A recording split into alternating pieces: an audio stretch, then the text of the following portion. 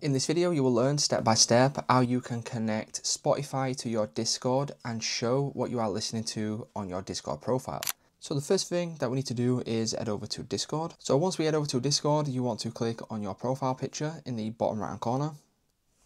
And from here, you want to select the settings icon. Once we click on settings, you can simply go down to connections, click on this, and then you want to select Spotify. So once we click on Spotify, that will then redirect you over to here. Now, as you can see, connected your Spotify account to Discord. Now, if this doesn't show up, what you need to do is simply log into your Spotify account. And then once we have logged in to our Spotify account, you can then click on done. Once you select done, this is what it will look like. Now, what you want to do if you want to show what you are listening to on your Discord profile is you simply need to toggle on display on profile, toggle on this option.